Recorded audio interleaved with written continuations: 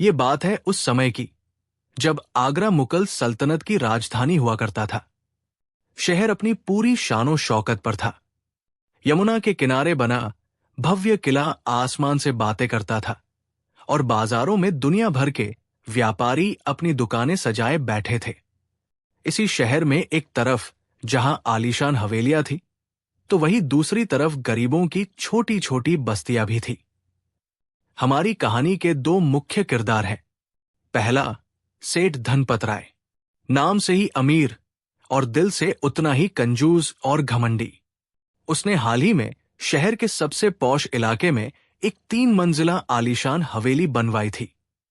हवेली क्या थी? एक छोटा मोटा महल ही समझ लीजिए। संगमरमर के खंभे, नक्काशीदार खिड़कियां और दूर से ही चमकता गुंबद। धनपत राय को अपनी इस हवेली पर इतना गुमान था कि वो जमीन पर पैर ही नहीं रखता था। और दूसरा किरदार है भोला, एक गरीब मजदूर जिसकी पूरी दुनिया उसकी छोटी सी झोपड़ी थी। किस्मत देखिए, भोला की झोपड़ी ठीक सेठ धनपत राय की नई नवेली हवेली के बगल में थी, जहां एक तरफ आसमान छूती इमारत थी, वहीं दूसरी तरफ जमीन से जुड़ी एक घासफूस की कुटिया। धनपत राय को भोला और उसकी झोपड़ी फूटी आंख नहीं सुहाते थे। उसे लगता था कि इस झोपड़ी की वजह से उसकी आलीशान हवेली की शान में बट्टा लग रहा है। उसने कई बार भोला को वहां से हटाने की कोशिश की, उसे धमकाया, लालच दिया, पर भोला के पास जाने के लिए कोई और जगह नहीं थी। वो जमीन उसके पुरखों की थी। भोला दिन भर मेहनत मजदूरी करता और जब दोपहर में सूरज आग उगल रहा होता तो वो अपनी झोपड़ी के बाहर सेठ की विशाल हवेली की छाव में बैठकर सुस्ता लिया करता था। वो ठंडी छाव उस गरीब के लिए किसी नेमत से कम नहीं थी। एक दिन सेठ धनपत राय ने भोला को अपनी हवेली की परछाई में आराम करते देखा। बस ये देखकर उसके तन बदन में आग लग गई। उसका घमंड चीख उठा, मेरी हवेली, मेरी दौलत और इसकी परछाई का सुख एक मामूली मजदूर उठाए, ये तो मेरा अपमान है। उसके शैतानी दिमाग में एक खुराफात सूझी, एक ऐसी तरकीब जिससे वो भोला को हमेशा के लिए सबक सिखा सके। अगले ही दिन आगरा के दीवान-ए-ताश में कुछ ऐसा हुआ जिसकी किसी ने कल्पना भी नहीं की थी। शहंशाह अकबर का दरबार लगा हुआ था। हर तरफ अनुशासन और शाही अदब का माहौल था। दरबारी अपने अपने मसलों पर चर्चा कर रहे थे, तभी एक पहरेदार ने आकर इत्तिला दी, आलम पनाह, शहर के एक व्यापारी सेठ धनपत राय आपसे इंसाफ की गुहार लगाने आए हैं। अकबर ने इजाजत दी। धनपत राय कीमती रेशमी लिबास पहने, इत्र की खुशबू में नहाया हुआ दरबार में हाजिर हुआ। उसने 3 बार झुककर शहंशाह को सलाम किया। अकबर ने अपनी भारी आवाज में पूछा, कहो सेठ, क्या परेशानी है तुम्हें? हमारे राज में क्या किसी ने तुम्हारे साथ कोई नाइंसाफी की है? धनपत राय ने बड़ी नाटकीयता से अपनी आंखों में आंसू भरने की कोशिश करते हुए कहा, जहांपनाह, आप तो इंसाफ के देवता है। आपके राज में परिंदा भी पर नहीं मार सकता, लेकिन मेरे साथ तो दिन दहाड़े लूट हो गई है। अन्नदाता। दरबार में मौजूद सभी लोग चौंक गए। आगरा के सबसे अमीर सेठों में से एक धनपत राय के साथ लूट, ये कैसे मुमकिन है? अकबर ने गहरी चिंता से पूछा, क्या कह रहे हो? साफ साफ बताओ, किसने ये जुर्रत की? क्या लूटा गया है तुम्हारा? धनपत राय ने एक गहरी सांस ली और बोला, हुजूर, मेरी सबसे कीमती चीज, मेरी हवेली की इज्जत, मेरी हवेली की परछाई लूट ली गई है। एक पल के लिए पूरे दीवान-ए-ताश में खामोशी छा गई। परछाई की चोरी? ये कैसा मजाक है? खुद शहंशाह अकबर भी हैरान रह गए। उन्होंने अपनी भवें सिकोड़ी और पूछा, सेठ, क्या तुम्हारा दिमाग ठिकाने पर है? परछाई की चोरी कैसे हो सकती है? ये कोई चीज है जिसे चुराया जा सके? धनपत राय ने बड़ी मासूमियत से कहा, जहांपनाह, आप ही बताइए।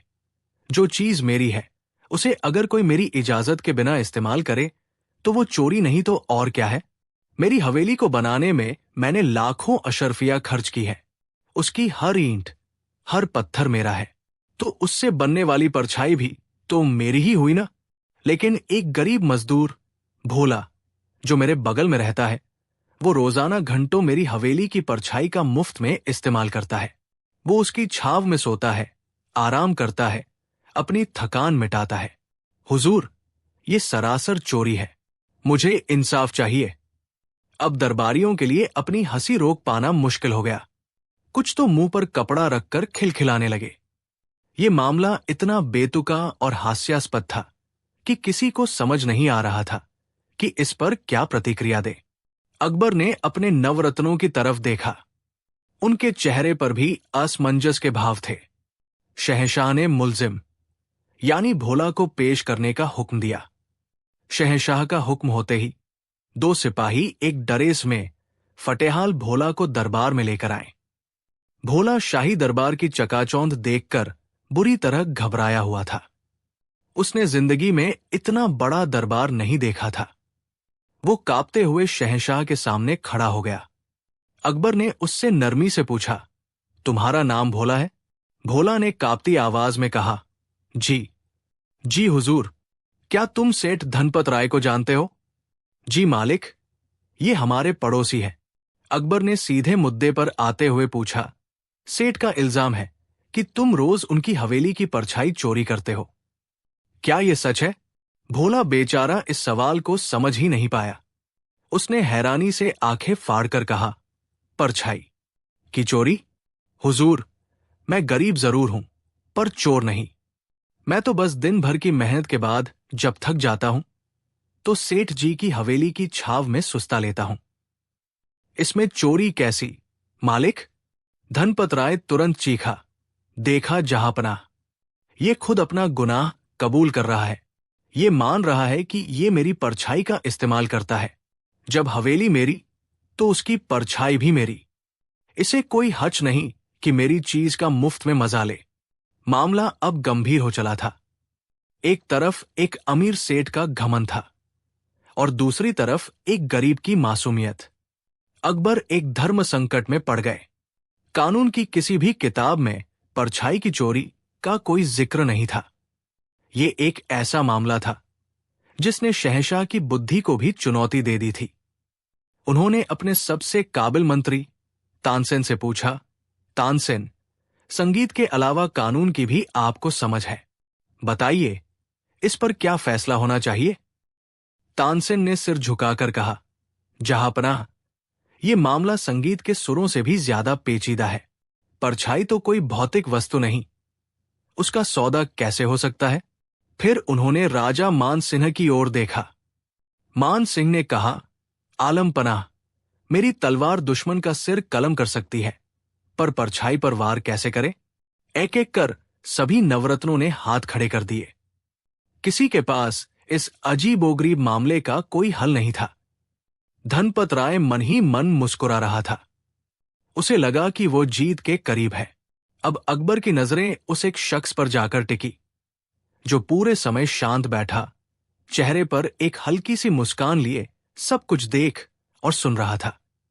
वो थे बीरबल। अकबर ने बीरबल की ओर देखकर कहा, बीरबल, पूरा दरबार खामोश है। सबकी अक्ल ने जवाब दे दिया है। अब तुम ही बताओ, इस मामले में क्या इंसाफ किया जाए? क्या परछाई किसी की निजी संपत्ति हो सकती है? और अगर हां, तो क्या उसकी चोरी का दंड मिलना चाहिए? पूरे दरबार की निगाहें अब बीरबल पर थी। भोला उम्मीद भरी नजरों से उन्हें देख रहा था और धनपत राय घृणा से। बीरबल अपनी जगह से उठे, शहंशाह को सलाम किया और फिर सेठ धनपत राय की ओर मुड़कर बोले, सेठ जी, आपकी बात में दम तो है। जब हवेली आपकी है तो उसकी परछाई पर भी आपका ही हथ होना चाहिए। ये सुनते ही धनपत राय का चेहरा खिल उठा। उसे लगा कि बीरबल भी उसकी तरफ है। भोला का दिल बैठ गया। उसे लगा कि अब उसे सजा मिलकर ही रहेगी। दरबार में भी कानाफूसी शुरू हो गई कि आज बीरबल कैसा फैसला सुना रहे हैं।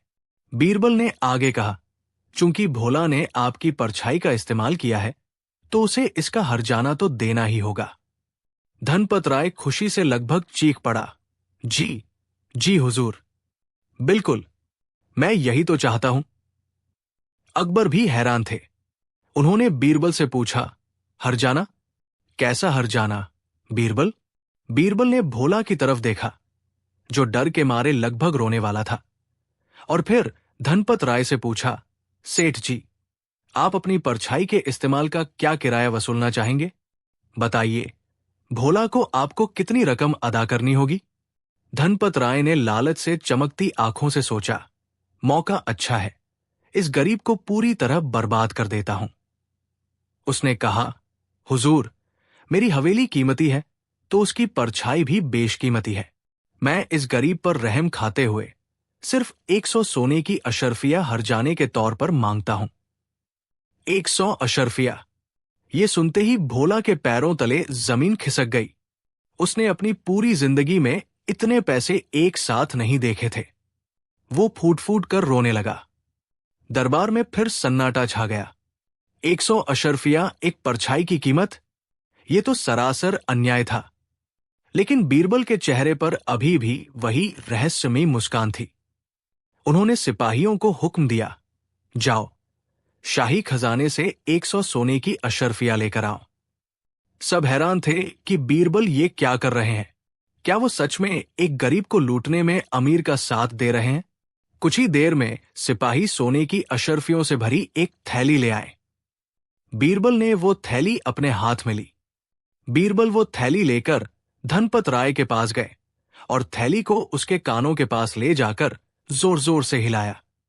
सिक्कों की खनकती हुई छन छन छन की आवाज पूरे दरबार में गूंज उठी। धनपत राय ने उत्सुकता से हाथ आगे बढ़ाए। लाइए, मेरी अशर्फिया मुझे दीजिए। बीरबल ने थैली पीछे खींच ली और मुस्कुराकर बोले, कैसी अशर्फिया सेठ जी? धनपत राय ने चिनकर कहा, वही जो भोला की तरफ से मेरे हरजाने के तौर पर है। अब आया बीरबल के मास्टर स्ट्रोक का समय। बीरबल ने अपनी आवाज में गंभीरता लाते हुए पूरे दरबार को संबोधित करते हुए कहा, जहांपनाह और दरबार में मौजूद सभी सम्मानित सदस्यगण, कृपया ध्यान से सुने। सेठ धनपत राय का दावा है कि इनकी हवेली की परछाई का इस्तेमाल हुआ, जो एक भौतिक वस्तु नहीं है। उसे न तो छुआ जा सकता है, न पकड़ा जा सकता है। भोला ने सिर्फ उसका एहसास महसूस किया है।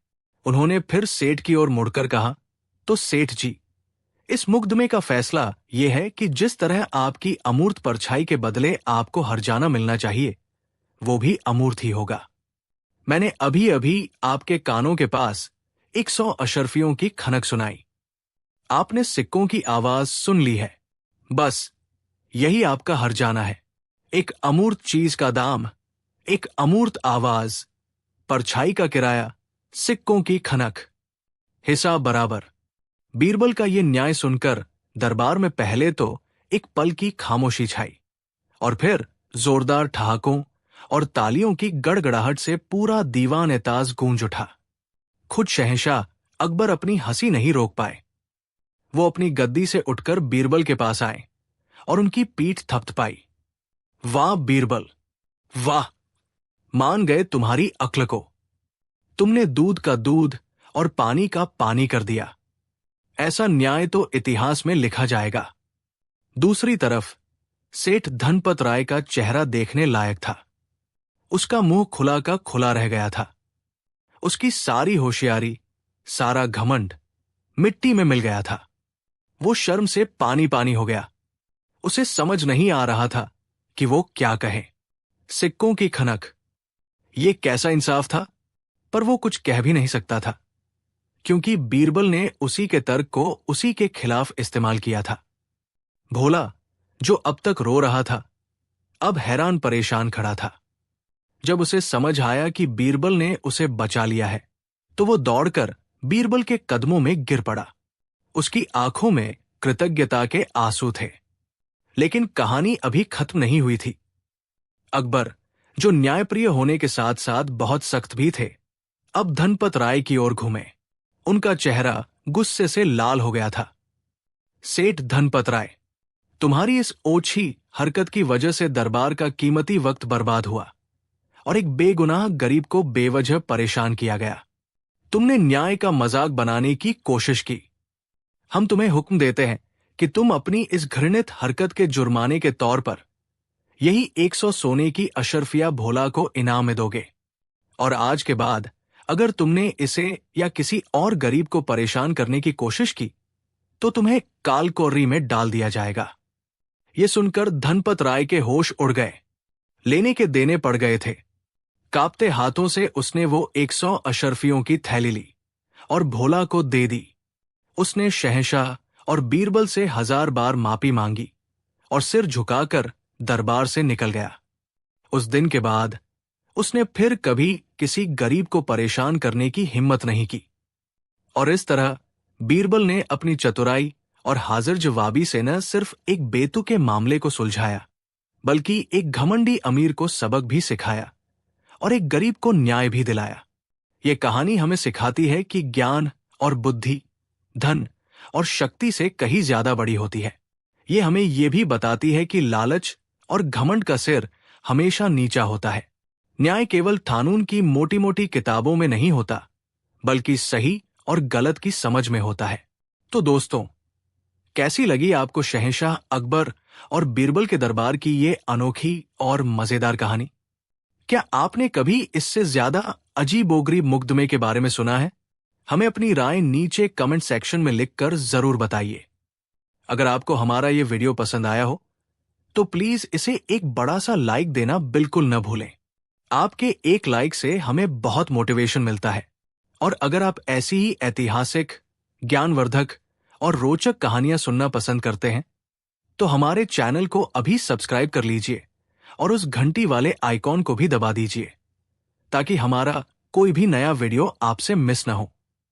इस कहानी को अपने दोस्तों और परिवार के साथ शेयर भी जरूर करें ताकि वो भी इस मजेदार किस्से का आनंद ले सकें।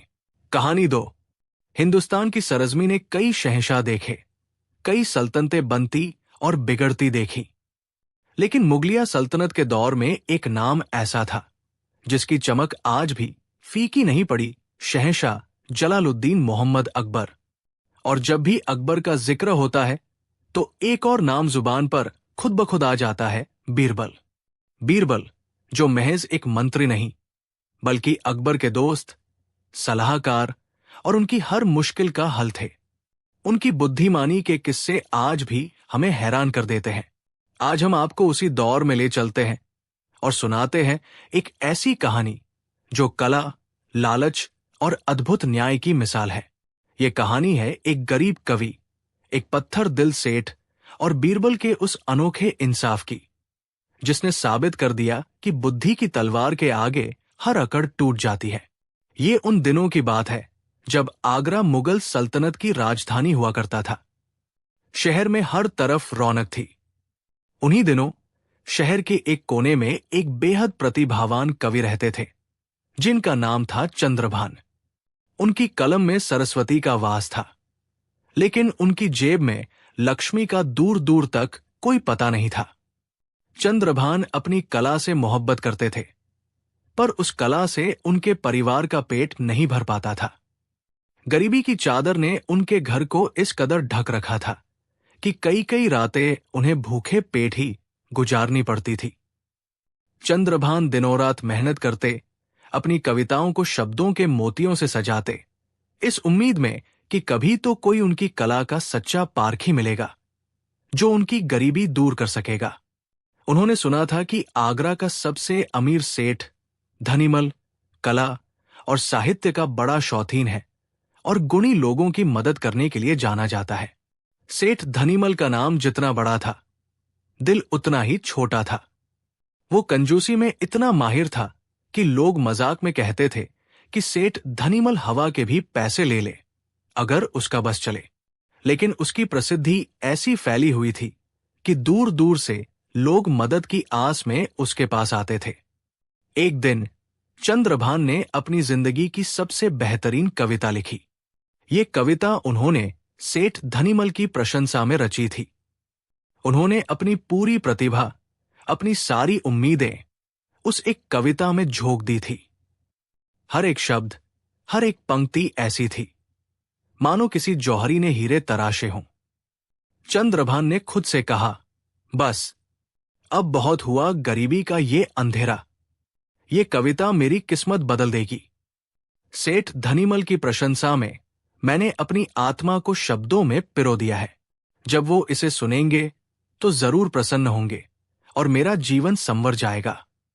अगले दिन नई उम्मीदों के साथ चंद्रभान सेठ धनीमल की हवेली पहुंचे। द्वारपालों ने उन्हें रोक लिया।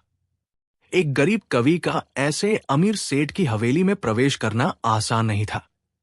चंद्रभान ने बहुत मिन्नतें की और कहा, भाई, मुझे सेठ जी से मिलना है।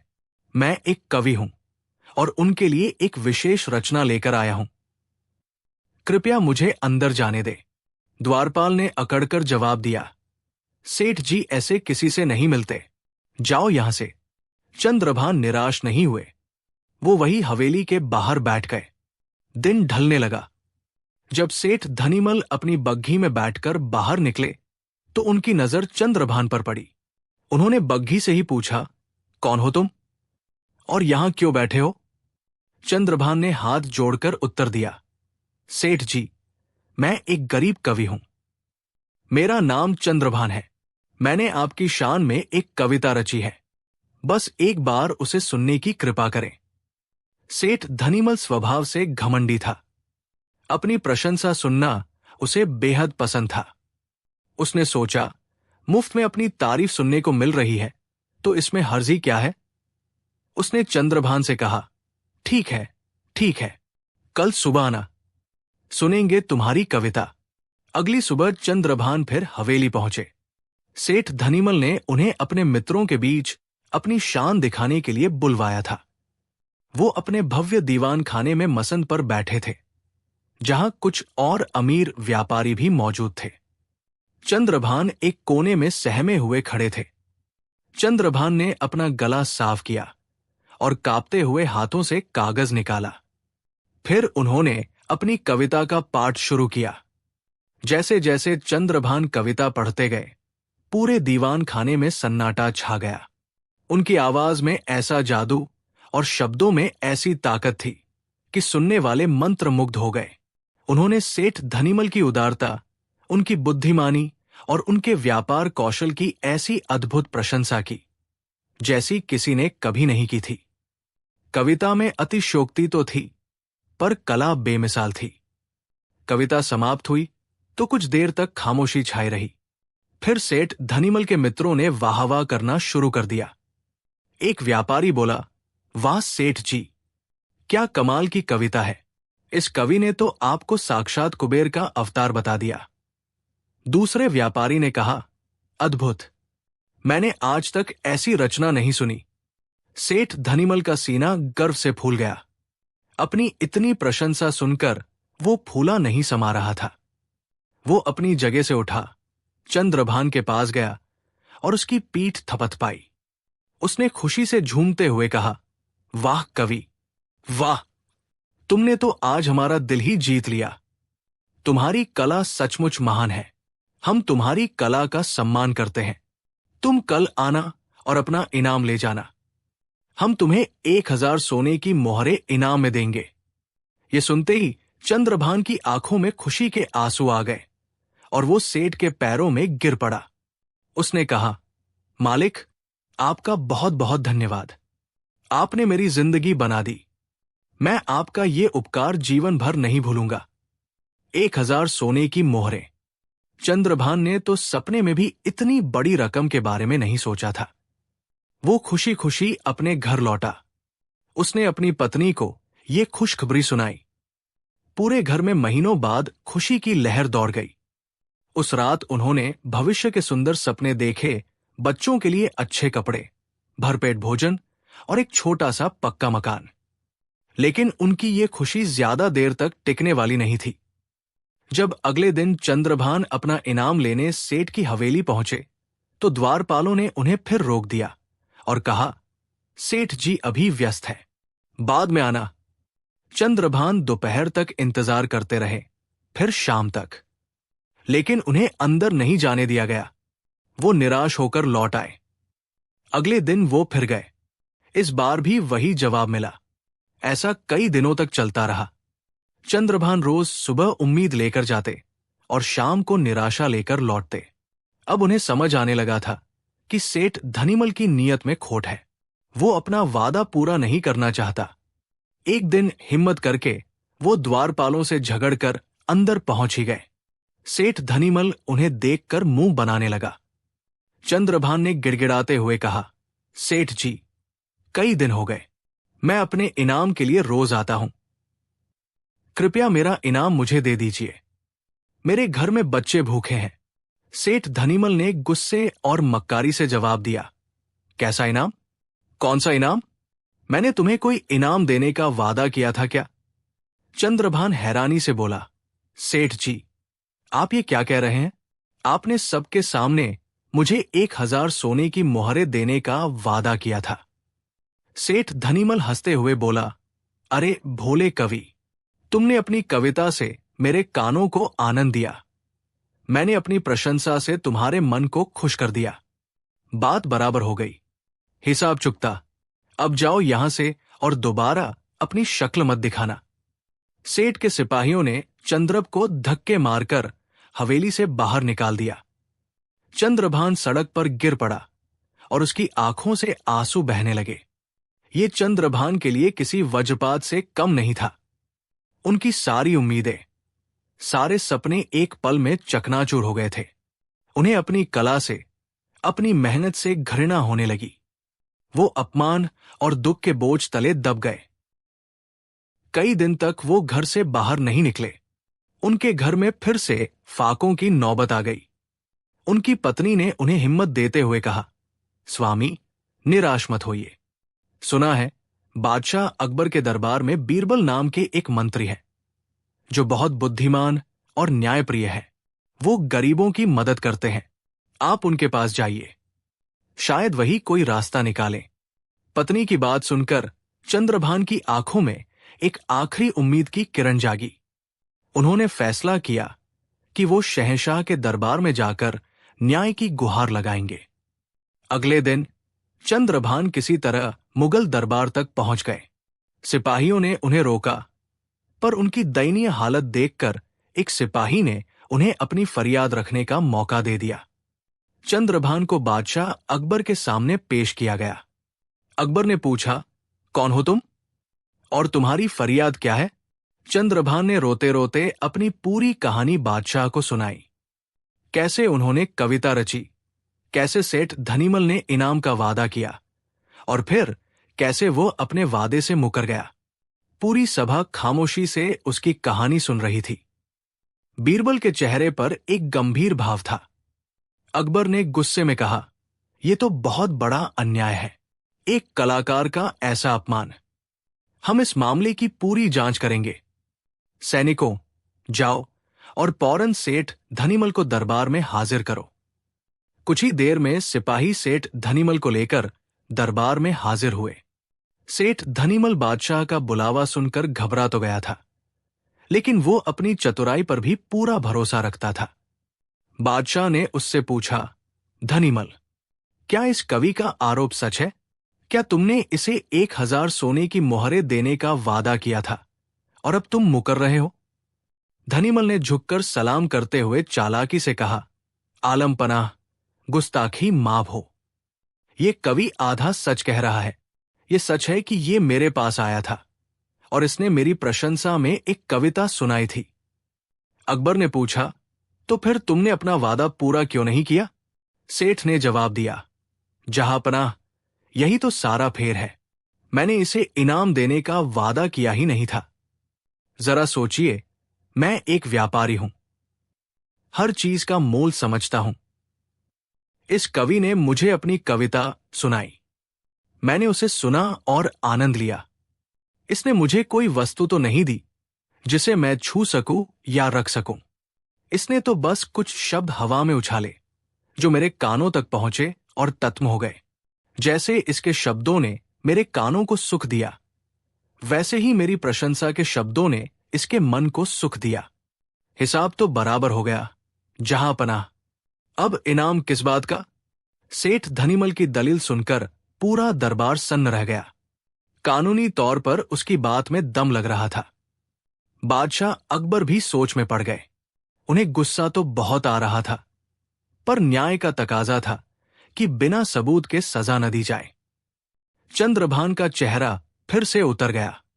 तभी बीरबल मुस्कुराए। उनकी आंखों में एक छास चमक थी, जिसे देखकर अकबर समझ गए कि बीरबल के दिमाग में कोई तरकीब आ गई है। बीरबल ने अकबर से कहा, जहांपनाह, अगर आप इजाजत दें तो इस मामले का फैसला मैं करना चाहूंगा। अकबर ने कहा, इजाजत है बीरबल, हमें तुम पर पूरा भरोसा है। तुम जो भी फैसला करोगे हमें मंजूर होगा। बीरबल सेठ धनीमल की ओर मुड़े और बोले, सेठ जी, आपकी दलील बहुत दिलचस्प है। आपने कहा कि कवि ने आपको कुछ दिया नहीं, बस सुनाया, तो आपको भी उसे कुछ देना नहीं चाहिए, बस। खैर, आप एक काम कीजिए। आपने कवि को 1000 सोने की मोहरें देने का वादा किया था। आप कल दरबार में 1000 सोने की मोहरें लेकर हाजिर हों। आपका न्याय कल होगा। सेठ धनीमल हैरान हो गया, पर बीरबल ने उसे बीच में ही टोक दिया, सेठ जी, घबराइए मत। ये मोहरें आपको कवि को देनी नहीं पड़ेंगी। बस जैसा मैंने कहा है वैसा कीजिए। इन्हें लेकर कल दरबार में हाजिर हो जाइए। सेठ धनीमल की जान में जान आई। उसने सोचा, सिर्फ मोहरें लेकर ही तो जाना है, देनी तो है नहीं। वो खुशी खुशी मान गया। अगले दिन पूरा दरबार खचाखच भरा हुआ था। हर कोई ये देखने आया था कि बीरबल इस अनोखे मामले का फैसला कैसे करते हैं। सेठ धनीमल एक बड़ी सी थैली में 1000 सोने की मोहरें लेकर दरबार में हाजिर हुआ। चंद्रभान भी एक कोने में उदास खड़ा था। बीरबल ने 2 सैनिकों को इशारा किया। सैनिक एक बड़ा सा आईना लेकर आए और उसे सेठ धनीमल के सामने रख दिया। बीरबल ने सेठ से कहा, सेठ जी, अपनी सोने की मोहरों की थैली इस आईने के सामने लाइए। सेठ ने हिचकिचाते हुए ऐसा ही किया। फिर बीरबल ने आदेश दिया, अब इस थैली को जोर जोर से हिलाइए ताकि मोहरों की खनक सबको सुनाई दे। सेठ धनीमल को कुछ समझ नहीं आ रहा था, पर उसने आदेश का पालन किया। उसने थैली को हिलाना शुरू किया। छन छन छन छन सोने के सिक्कों की मधुर ध्वनि पूरे दरबार में गूंजने लगी। बीरबल ने उसे काफी देर तक ऐसा करने दिया। फिर बीरबल कवि चंद्रभान की ओर मुड़े और उसे आगे बुलाया। बीरबल ने मुस्कुराते हुए पूछा, आपने सेठ जी को अपनी कविता सुनाकर आनंद दिया था, है ना? चंद्रभान ने उत्तर दिया, जी हुजूर। बीरबल ने कहा, और सेठ जी का कहना है कि सुने हुए का भुगतान देखा या सुना ही जा सकता है।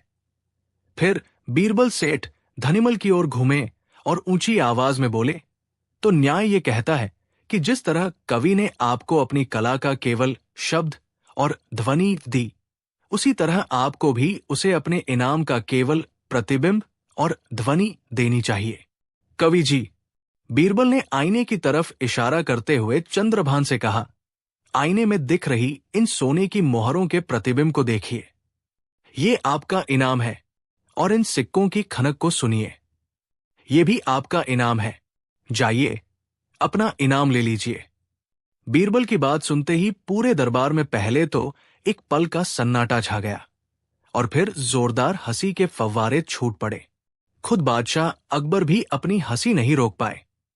जैसा सवाल था, बीरबल ने वैसा ही जवाब दिया था। सेठ धनीमल का चेहरा शर्म से लाल हो गया। उसकी सारी चतुराई धरी की धरी रह गई थी। वो भरी सभा में एक तमाशा बनकर रह गया था।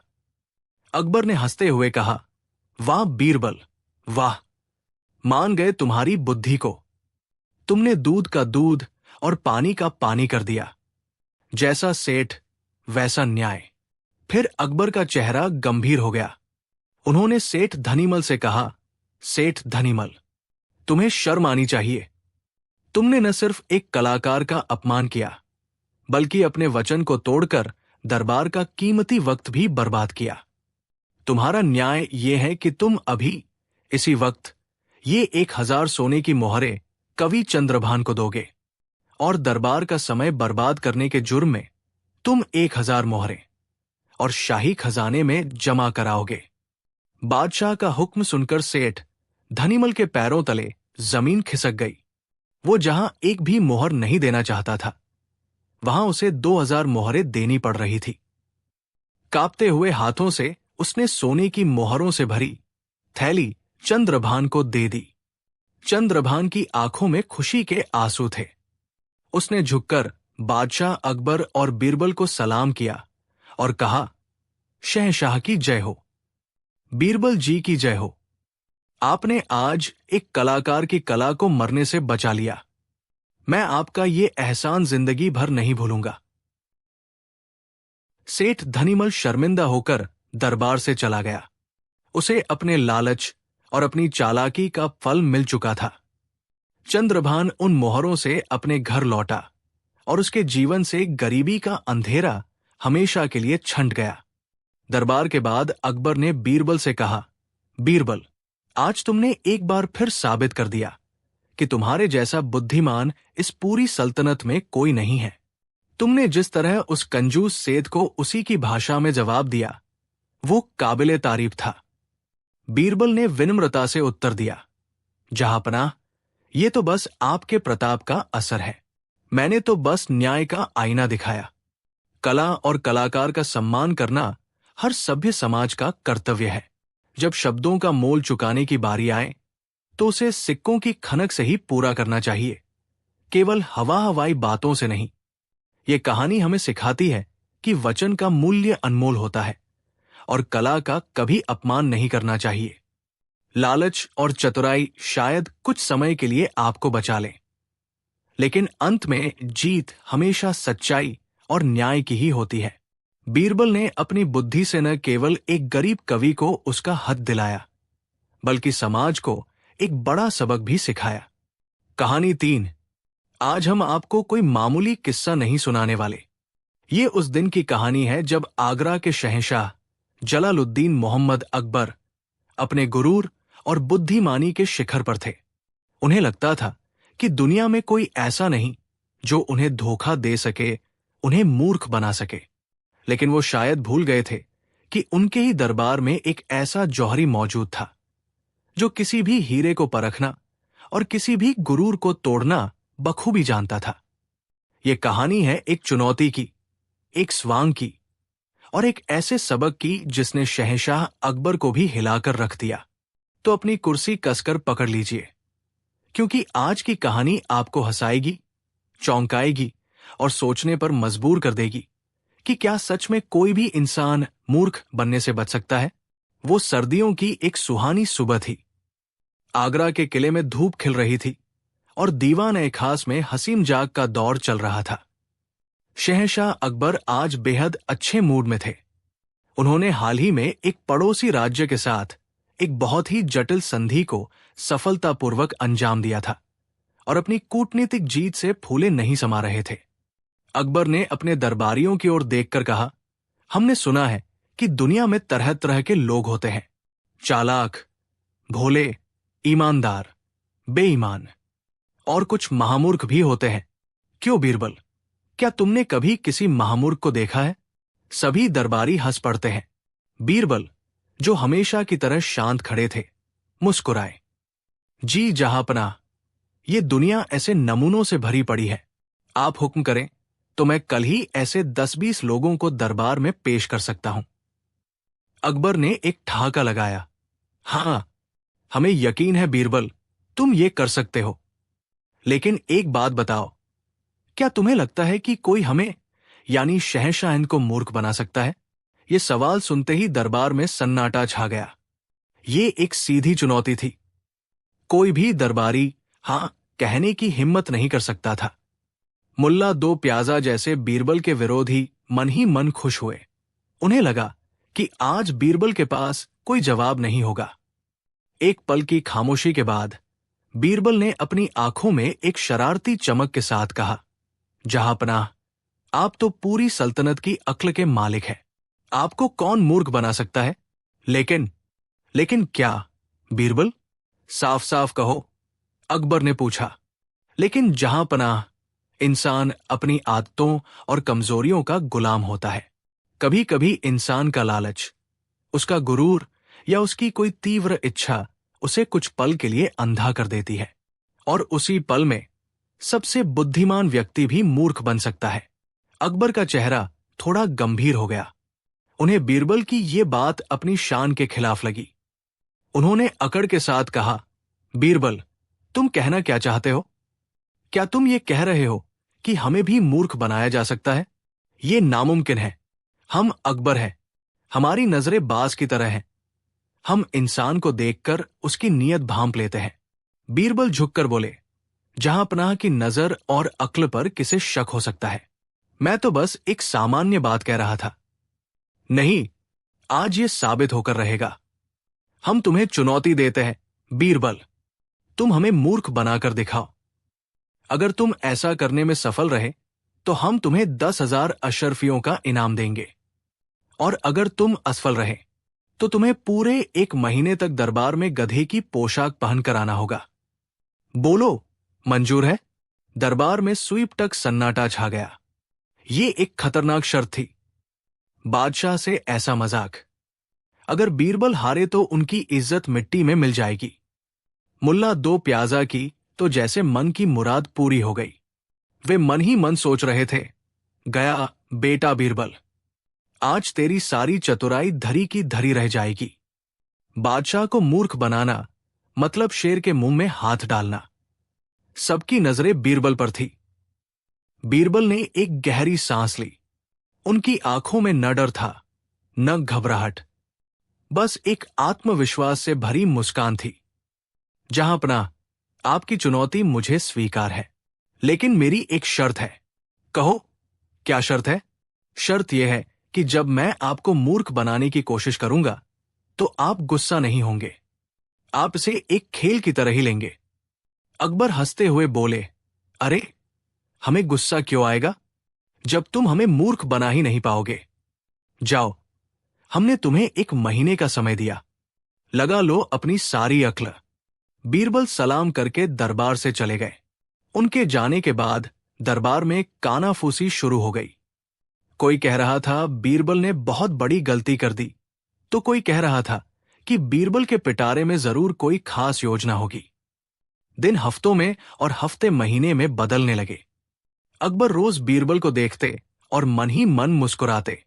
उन्हें लगने लगा था कि बीरबल ने हार मान ली है और अब बस अपनी सजा से बचने के लिए समय काट रहे हैं। दरबार के बाकी लोग भी लगभग इस चुनौती को भूल चुके थे। एक दिन अकबर ने बीरबल से कहा, क्यों बीरबल, लगता है तुम्हारी चतुराई ने जवाब दे दिया। महीना पूरा होने वाला है, गधे की पोशाक सिलवा ली या नहीं? दरबारी हंसने लगते हैं। बीरबल ने मुस्कुराकर जवाब दिया, जहां पनाह, सब्र का फल मीठा होता है। सही वक्त का इंतजार कीजिए। और फिर जब चुनौती का आखिरी हफ्ता बचा था, तब आगरा के बाजारों में एक खबर आग की तरह फैली।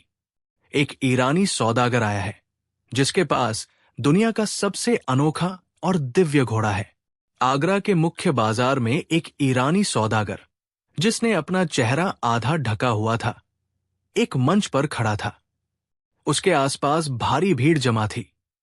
वो सौदागर कोई मामूली सौदागर नहीं लग रहा था। उसकी बातें किसी जादूगर की तरह थी।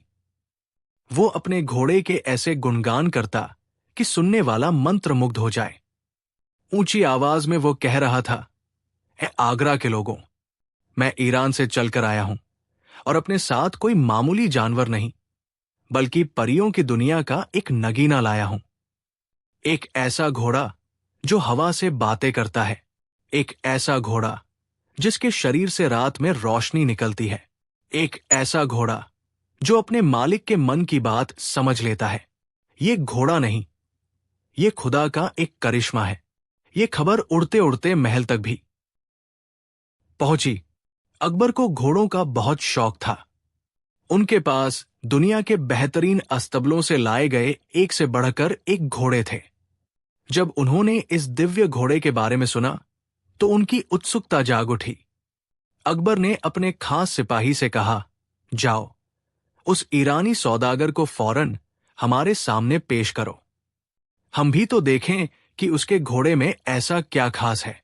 कुछ ही देर में वो ईरानी सौदागर अकबर के सामने दीवान-ए खास में खड़ा था। उसने अब भी अपना चेहरा थोड़ा ढका हुआ था। अकबर बोले, हमने तुम्हारे घोड़े के बहुत चर्चे सुने हैं। सौदागर, कहाँ है वो नायाब घोड़ा? सौदागर ने झुककर आदाब करते हुए कहा, आलम पनाह, मेरा घोड़ा इतना दिव्य और पवित्र है कि उसे यूं आम घोड़ों के साथ अस्तबल में नहीं रखा जा सकता। वो शोर और भीड़ भाड़ से घबराता है। मैंने उसे शहर के बाहर एक शांत जगह पर अपने खास तबेले में रखा है। तो फिर हमें उसके गुण बताओ। ऐसा क्या है उसमें जो हमारे शाही घोड़ों में नहीं? और फिर उस सौदागर ने बोलना शुरू किया। उसने घोड़े की ऐसी तारीफों के पुल बांधे कि अकबर की कल्पना भी हैरान रह गई। जहां पनाह, वो घोड़ा सिर्फ दौड़ता नहीं, उड़ता है। उसकी रफ्तार के आगे तो बिजली भी शर्मा जाए। चांदनी रात में उसका शरीर ऐसे चमकता है जैसे किसी ने उस पर हीरे जड़ दिए हों। और सबसे बड़ी बात, वो वफादार इतना है कि अगर मालिक पर कोई खतरा आए तो अपनी जान दे दे, लेकिन मालिक को आंच ना आने दे। लेकिन क्या? जहां पनाह, इस घोड़े की एक खासियत भी है और एक शर्त भी। ये घोड़ा केवल उसी इंसान को दिखाई देता है जो नेक खून का हो, यानी जिसके माता पिता ने अपनी पूरी जिंदगी ईमानदारी और सच्चाई से बिताई हो। जो भी व्यक्ति नाजायज औलाद होगा, उसे ये घोड़ा दिखाई नहीं देगा। उसकी जगह सिर्फ खाली मैदान नजर आएगा। ये सुनते ही पूरे दरबार में एक अजीब सी खामोशी छा गई। ये एक बहुत ही अजीब शर्त थी। अब कौन अपनी ईमानदारी पर सवाल उठवाना चाहेगा? अकबर ने थोड़ा सोचकर कहा, बड़ी अजीब शर्त है। खैर, हमें अपनी नस्ल पर पूरा भरोसा है। बताओ, इस घोड़े की कीमत क्या है? जहां पनाह, ये घोड़ा बिकाऊ नहीं है। ये तो एक तोहफा है। मैं इसे उस बादशाह को सौंपना चाहता हूं जो इसकी कद्र करे। लेकिन इसकी परवरिश और इसे ईरान से यहां तक लाने में मेरा बहुत खर्च हुआ है। अगर आप मुझे 50,000 सोने की अशर्फिया दे दें तो मैं कल सुबह ही ये घोड़ा आपके शाही अस्तबल में पहुंचा दूंगा। 50,000 अशर्फिया एक घोड़े के लिए, वो भी बिना उसे देखे। दरबार में बैठे सभी मंत्री और सलाहकार एक दूसरे का मुंह देखने लगे। ये सौदा सरासर बेवकूफी भरा लग रहा था। अकबर के मुख्य सलाहकार ने उन्हें रोकने की कोशिश की। जहां पनाह, गुस्ताखी माफ, लेकिन बिना देखे किसी जानवर पर इतनी बड़ी रकम लगाना समझदारी नहीं होगी। क्या पता ये सौदागर कोई धोखेबाज हो। अकबर ने गुस्से से कहा, खामोश, तुम्हारी हिम्मत कैसे हुई हमारी समझदारी पर शक करने की? क्या तुम्हें लगता है कि हम एक मामूली सौदागर से धोखा खा जाएंगे? और क्या तुम्हें हमारी नस्ल पर शक है? हम देखना चाहते हैं उस घोड़े को। खजांची को हुक्म दो कि इस सौदागर को फौरन 50,000 अशर्फिया दे दी जाए। अकबर उस वक्त अपने गुरूर और उस दिव्य घोड़े को पाने की तीव्र इच्छा में इतने अंधे हो चुके थे कि उन्हें कुछ और सूझ ही नहीं रहा था। उन्हें लग रहा था कि अगर उन्होंने सौदा करने से मना किया तो लोग सोचेंगे कि बादशाह को अपनी नस्ल पर शक है। उनकी शान का सवाल था। खजांची ने कांपते हाथों से अशर्फियों से भरी थैली सौदागर को सौंप दी। सौदागर ने वादा किया कि कल सुबह घोड़ा महल के दरवाजे पर होगा। अगला पूरा दिन इंतजार में बीत गया। वो ईरानी सौदागर और उसका दिव्य घोड़ा कभी नहीं लौटे। अकबर समझ गए कि उनके साथ धोखा हुआ है। 50,000 अशर्फिया लुट चुकी थी। वो गुस्से और शर्मिंदगी से लाल हो गए। उन्होंने पूरे शहर में उस सौदागर को ढूंढने का हुक्म दिया, लेकिन उसका कोई सुराग नहीं मिला, जैसे वो जमीन निगल गई हो या आसमान खा गया हो। अकबर अपनी इस मूर्खता पर इतने शर्मिंदा थे कि उन्होंने दरबार में इस घटना का जिक्र तक करने पर पाबंदी लगा दी। वो नहीं चाहते थे कि ये बात बाहर जाए और उनकी जगहसाई हो। एक हफ्ते बाद दरबार लगा हुआ था। बीरबल की चुनौती का आज आखिरी दिन था। अकबर ने व्यंग्य से कहा, तो बीरबल, आज तुम्हारी चुनौती का आखिरी दिन है। महीना पूरा हो गया। हम तो आज तक मूर्ख नहीं बने। अब बताओ, गधे की पोशाक पहनोगे या कोई और बहाना बनाओगे? दरबारी दबी हंसी हंसते हैं।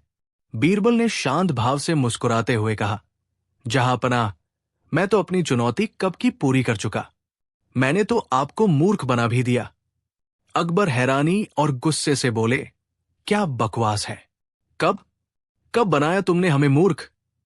बीरबल ने एक गहरी सांस लेकर कहा, जहांपनाह, याद कीजिए उस ईरानी सौदागर को, उस दिव्य घोड़े को और उन 50,000 अशरफियों को।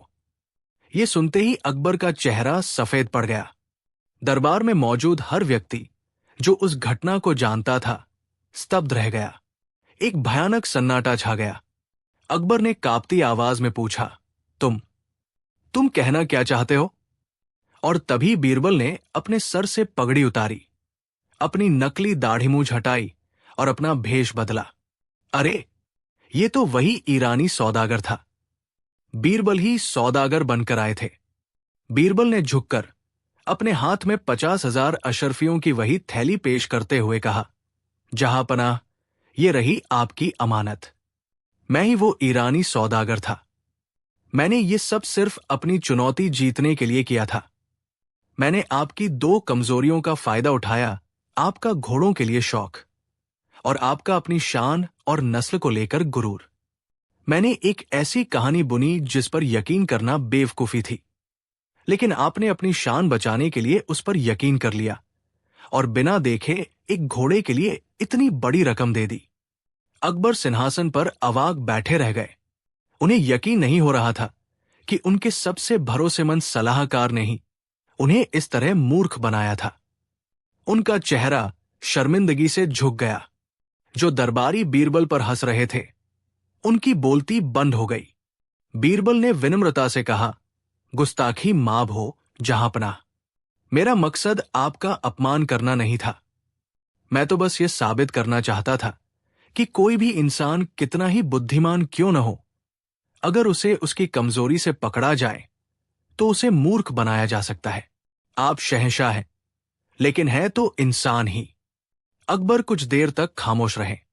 पूरा दरबार सांस रोके उनके अगले कदम का इंतजार कर रहा था। फिर धीरे धीरे अकबर के चेहरे का तनाव कम हुआ और उनके होठों पर एक मुस्कान आई। और फिर वो जोर जोर से हंसने लगे। उनका ठहाका पूरे दरबार में गूंज उठा। हंसते हुए अकबर बोले, मान गए बीरबल, मान गए। वाह, क्या कमाल का स्वांग रचा। तुमने न सिर्फ अपनी चुनौती जीती, बल्कि हमारी आंखें भी खोल दी। तुमने साबित कर दिया कि गुरूर और अंधा विश्वास अक्ल पर पर्दा डाल देते हैं। तुम सच में इस सल्तनत के सबसे कीमती रत्न हो। हम अपनी हार स्वीकार करते हैं। तुम इनाम के हकदार हो। अकबर ने बीरबल को गले लगा लिया और उन्हें 10,000 अशरफियों का इनाम भी दिया।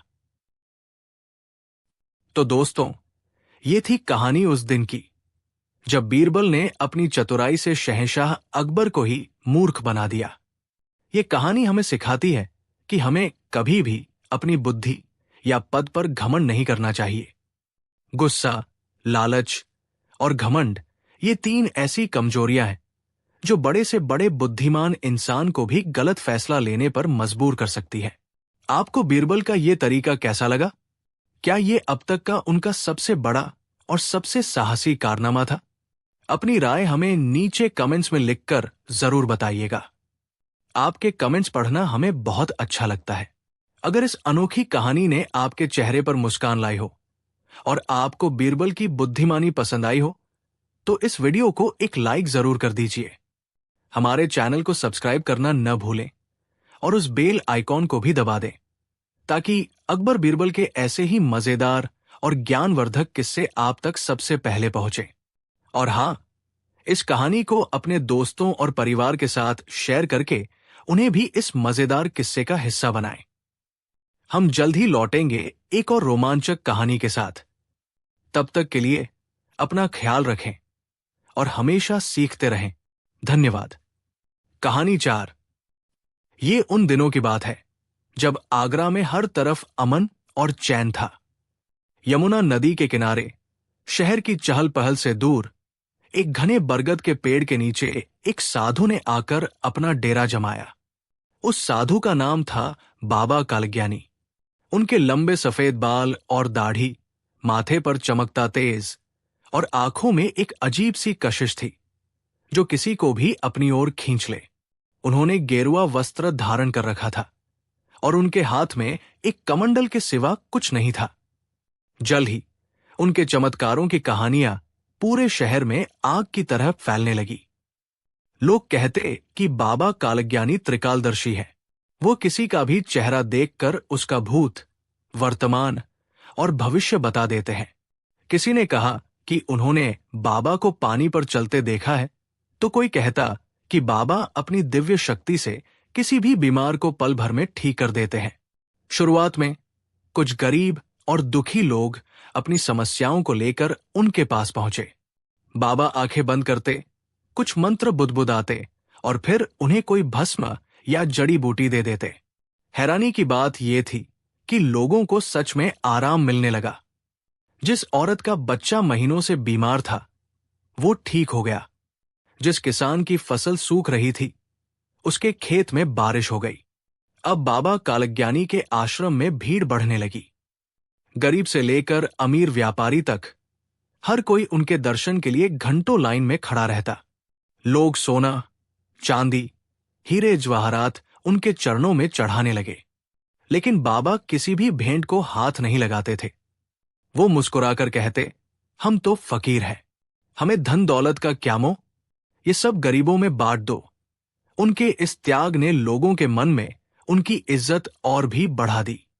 उनका आश्रम एक विशाल लंगर में बदल गया, जहां हजारों लोग रोज मुफ्त में भोजन करते थे। धीरे धीरे ये खबर मुगल दरबार तक भी पहुंची। कई मंत्री और दरबारी भी छिप छिप कर बाबा के पास आशीर्वाद लेने जाने लगे। एक दिन शहंशाह अकबर ने अपने दरबारियों से इस चमत्कारी साधु के बारे में सुना। अकबर स्वभाव से जिज्ञासु थे और गुणी लोगों का सम्मान करते थे।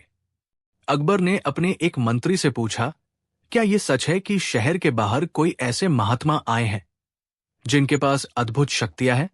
मंत्री ने हाथ जोड़कर कहा, जी जहांपनाह, वो कोई साधारण साधु नहीं, साक्षात ईश्वर के दूत है। मैंने अपनी आंखों से उनके चमत्कार देखे हैं। वो बिना बताए लोगों के मन की बात जान लेते हैं। ये सुनकर अकबर की उत्सुकता और बढ़ गई। उन्होंने फैसला किया कि वो खुद भेष बदलकर उस साधु की परीक्षा लेंगे। अगले दिन अकबर एक साधारण व्यापारी का वेश धारण कर बीरबल के साथ बाबा कालज्ञानी के आश्रम पहुंचे। वहां का नजारा देखकर वो दंग रह गए। हजारों की भीड़ थी और हर कोई बाबा की जय जयकार कर रहा था। घंटों के इंतजार के बाद अकबर और बीरबल का नंबर आया। जैसे ही अकबर बाबा के सामने पहुंचे, बाबा ने अपनी आंखें खोली और मुस्कुराए। उन्होंने अकबर की तरफ देखकर कहा, आइए, हिंदुस्तान के शहंशाह, इस फकीर की कुटिया में आपका स्वागत है। ये सुनते ही अकबर चौंक गए। उन्होंने तो अपना भेष बदल रखा था, फिर इस साधु ने उन्हें कैसे पहचान लिया? अकबर ने अपनी हैरानी छिपाई और कहा, महात्मा, आप शायद कोई भूल कर रहे हैं। मैं तो एक मामूली सौदागर हूं। बाबा कालज्ञानी जोर से हंसे। आप अपना भेष बदल सकते हैं शहंशाह, लेकिन अपनी किस्मत की लकीरें नहीं। आपके माथे का तेज बता रहा है कि आप ही इस सल्तनत के मालिक हैं। अब तो अकबर को पूरा यकीन हो गया कि यह साधु सचमुच कोई चमत्कारी पुरुष है। वो बाबा के चरणों में बैठने ही वाले थे कि बीरबल ने उन्हें रोक लिया। अकबर ने वापस महल लौटकर दरबार में बाबा कालज्ञानी की बहुत प्रशंसा की। उन्होंने कहा, वो सचमुच एक दिव्य पुरुष है। उनकी आंखों में मैंने अद्भुत तेज देखा है। उन्होंने मुझे मेरे असली रूप में पहचान लिया। दरबार के अधिकतर मंत्री अकबर की हाँ में हाँ मिलाने लगे। हर कोई बाबा की तारीफों के पुल बांध रहा था, लेकिन बीरबल चुपचाप गहरी सोच में डूबे हुए थे। अकबर ने बीरबल की खामोशी को भांप लिया। बीरबल, तुम कुछ नहीं कह रहे? क्या तुम्हें महात्मा की शक्तियों पर विश्वास नहीं है? बीरबल ने अदब से सिर झुकाकर कहा, जहांपनाह, गुस्ताखी माफ हो, पर मेरा मानना है कि जो सच्चा ज्ञानी होता है वो अपनी शक्तियों का इस तरह प्रदर्शन नहीं करता। वो तो एकांत में रहकर ईश्वर की साधना करता है। मुझे इस मामले में कुछ संदेह है। बीरबल की बात सुनकर कई दरबारी, जो उनसे जलते थे, कानाफूसी करने लगे। एक मंत्री बोला, जहांपनाह, बीरबल तो हर बात में शक करते हैं। ये तो महात्मा का अपमान है। अकबर को भी बीरबल की बात अच्छी नहीं लगी। उन्होंने कहा, बीरबल, तुम हमेशा अपनी अक्ल दौड़ाते हो। हर चीज को तर्क की कसौटी पर नहीं कसना चाहिए। श्रद्धा भी कोई चीज होती है। बीरबल समझ गए कि इस समय बादशाह को कुछ भी समझाना बेकार है। उन्होंने बस इतना कहा, हुजूर, मैं बस इतना चाहता हूं कि आप कोई भी फैसला करने से पहले पूरी तरह जांच पड़ताल कर लें। अगले कुछ हफ्तों तक बाबा कालज्ञानी का प्रभाव और भी बढ़ता गया। अब तो अकबर खुद हर दूसरे दिन उनके आश्रम जाने लगे। वो सल्तनत के जरूरी मामलों में भी बाबा से सलाह लेने लगे। बाबा जो कहते, अकबर उसे पत्थर की लकीर मान लेते। दरबारियों ने यह देखा तो उन्होंने बीरबल को नीचा दिखाने का एक सुनहरा मौका पाया। वे अकबर के कान भरने लगे कि बाबा कालज्ञानी तो बीरबल से भी ज्यादा बुद्धिमान है। उन्हें 9 रत्नों में शामिल कर लेना चाहिए। एक दिन अकबर ने बीरबल को अपने खास कमरे में बुलाया और कहा, बीरबल, हमने फैसला किया है कि हम बाबा कालज्ञानी को अपना मुख्य सलाहकार नियुक्त करेंगे। उनकी दिव्य दृष्टि सल्तनत के लिए बहुत फायदेमंद होगी। ये सुनकर बीरबल के पैरों तले जमीन खिसक गई। वो जानते थे कि अगर ऐसा हुआ तो ये सल्तनत के लिए बहुत खतरनाक होगा। एक ढोंगी के हाथ में इतनी ताकत देना मतलब सल्तनत को बर्बादी के रास्ते पर धकेलना। बीरबल ने हिम्मत करके कहा, जहांपनाह, मैं आपके फैसले पर सवाल नहीं उठा रहा, पर क्या हम नियुक्ति से पहले उनकी एक अंतिम परीक्षा ले सकते हैं, ताकि पूरी प्रजा और दरबार को उनकी शक्तियों पर अटूट विश्वास हो जाए। थे अकबर को यह बात सही लगी। उन्होंने कहा, ठीक है बीरबल, तुम जैसी परीक्षा लेना चाहो ले सकते हो, लेकिन याद रहे, अगर तुम गलत साबित हुए तो तुम्हें अपने पद से इस्तीफा देना होगा। बीरबल ने शर्त मंजूर कर ली। अब उनके पास सिर्फ एक मौका था, उस ढोंगी का पर्दाफाश करने का। बीरबल ने अपनी जासूसी शुरू की। उन्होंने अपने कुछ भरोसेमंद लोगों को साधारण गांव वालों के भेष में बाबा के आश्रम में रहने के लिए भेजा। उन्होंने खुद भी कई बार भेष बदलकर आश्रम के चक्कर लगाए। वो घंटों दूर बैठकर बाबा और उनके चेलों की हर हरकत पर नजर रखते थे। कई दिनों की छानबीन के बाद बीरबल के हाथ कुछ सुराग लगे। उन्होंने देखा कि बाबा के कुछ खास चेले हैं जो हमेशा उनके आसपास रहते हैं।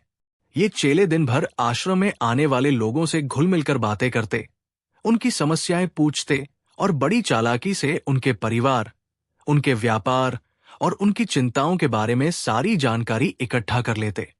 फिर रात के अंधेरे में जब सब सो जाते तो यही चेले बाबा को सारी जानकारी देते। अब बीरबल को समझ आया कि बाबा कैसे लोगों के मन की बात जान लेते हैं। ये कोई चमत्कार नहीं, बल्कि एक सुनियोजित योजना थी। बीरबल ने यह भी देखा कि जो लोग ठीक हो रहे थे वे ज्यादातर मामूली बीमारियों से पीड़ित थे, जो समय के साथ या साधारण जड़ी बूटियों से वैसे भी ठीक हो जाती। और जहां तक बारिश होने की बात थी, वो तो महज एक इत्तेफाक था जिसे बाबा ने अपने चमत्कार के रूप में प्रचारित कर दिया था। लेकिन सबसे बड़ा सवाल यह था कि बाबा ने बादशाह अकबर को कैसे पहचान लिया। ये गुत्थी अभी भी अनसुलझी थी। बीरबल ने उस दिन को याद किया जब वो और अकबर भेष बदलकर आश्रम गए थे। उन्होंने हर छोटी से छोटी बात पर गौर किया। तभी उनके दिमाग में बिजली सी कौंधी। उन्हें याद आया कि जब वे आश्रम की ओर जा रहे थे तो रास्ते में एक पान की दुकान पर रुके थे। वहां बैठे कुछ लोग उन्हें घूर घूर कर देख रहे थे। बीरबल को अब शक हुआ कि कहीं उन लोगों का बाबा से कोई संबंध तो नहीं था। बीरबल ने अपने जासूसों को उस पान वाले का पता लगाने भेजा। कुछ ही दिनों में सच्चाई सामने आ गई। वो पान वाला असल में बाबा का ही आदमी था। उसका काम था शहर में आने जाने वाले खास लोगों पर नजर रखना। उसने ही अकबर के काफिले को शहर से निकलते देखा था और पहचान लिया था कि व्यापारी के भेष में खुद शहंशाह है। उसने तुरंत ये खबर घोड़े पर सवार होकर अपने एक साथी के जरिए बाबा तक पहुंचा दी थी। अब सारी कड़ियां जुड़ चुकी थी। बीरबल के पास बाबा के ढोंग का पूरा कच्चा चिट्ठा तैयार था, लेकिन वो जानते थे कि सिर्फ इन बातों से अकबर को यकीन नहीं दिलाया जा सकता। उन्हें सबूत चाहिए था, एक ऐसा सबूत जो रंगे हाथों पकड़ा जाए। बीरबल ने एक खतरनाक योजना बनाई। अगले दिन दरबार में बीरबल ने ऐलान किया, जहां पनाह, मैंने बाबा कालज्ञानी की परीक्षा की तैयारी कर ली है। मैं उनकी शक्तियों को चुनौती देना चाहता हूं। मैं चाहता हूं कि वो अपनी दिव्य दृष्टि से ये बताएं कि कल सुबह मैं आगरा की किस दिशा से, किस दरवाजे से शहर में प्रवेश करूंगा। ये सुनकर सब दरबारी हंसने लगे। उन्हें लगा कि ये कैसी बचकानी चुनौती है। अकबर ने कहा, बीरबल, ये कोई बड़ी बात नहीं है, वो जरूर बता देंगे। बाबा कालज्ञानी को दरबार में बुलाया गया। बीरबल ने अपनी चुनौती दोहराई। बाबा मुस्कुराए और अपनी आंखें बंद कर ली। कुछ देर नाटक करने के बाद उन्होंने आंखें खोली और कहा, बीरबल, तुम हमें चुनौती दे रहे हो? सुनो, कल सुबह तुम शहर के पूर्वी दरवाजे से सूरज की पहली किरण के साथ आगरा में प्रवेश करोगे। बाबा ने इतनी दृढ़ता से ये भविष्यवाणी की कि अकबर समेत सभी को उस पर यकीन हो गया। अकबर ने बीरबल से कहा, अब तो तुम्हें यकीन हो गया? अगर तुम कल पूर्वी दरवाजे के अलावा किसी और दरवाजे से आए तो हम तुम्हें मान जाएंगे। बीरबल बस मुस्कुरा दिए और दरबार से चले गए। उस रात बाबा कालज्ञानी ने अपने सबसे शातिर चेलों को बुलाया। उसने आदेश दिया, जाओ और शहर के चारों मुख्य दरवाजों पर अपने आदमी तैनात कर दो। बीरबल बहुत चालाक है, वो मुझे गलत साबित करने की कोशिश करेगा। वो पूर्वी दरवाजे से तो आएगा नहीं, वो उत्तरी, दक्षिणी या पश्चिमी दरवाजे से आने की कोशिश करेगा। जैसे ही तुम उसे किसी भी दरवाजे की तरफ आता देखो, उसे वही रोक लेना और किसी भी हाल में शहर में घुसने मत देना। जब सुबह तक वो किसी भी दरवाजे से नहीं आ पाएगा तो उसकी हार अपने आप हो जाएगी। चेलों ने सिर झुकाया और अपने काम पर निकल गए। अगली सुबह पूरे आगरा शहर की आंखें शहर के दरवाजों पर टिकी थी।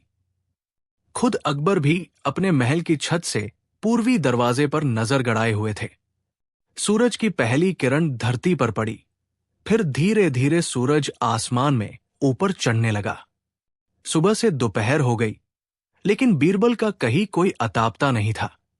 दरबार में बैठे बाबा कालज्ञानी के चेहरे पर विजय की मुस्कान थी। दरबारी कह रहे थे, बीरबल हार के डर से कहीं छिप गए हैं। अकबर को भी लगने लगा कि बीरबल अपनी हार मान चुके हैं। तभी दरबार का दरवाजा खुला और बीरबल अंदर दाखिल हुए। उनके कपड़े धूल और मिट्टी से सने हुए थे और उनके सिर पर एक बड़ी सी टोकरी थी जिसमें गोबर भरा हुआ था। उन्हें इस हालत में देखकर सब हैरान रह गए। अकबर ने गुस्से से पूछा, बीरबल, ये क्या हुलिया बना रखा है और तुम अब आ रहे हो? तुम तो शहर के बाहर थे, तुम किस दरवाजे से अंदर आए? हमारी आंखें तो चारों दरवाजों पर थी।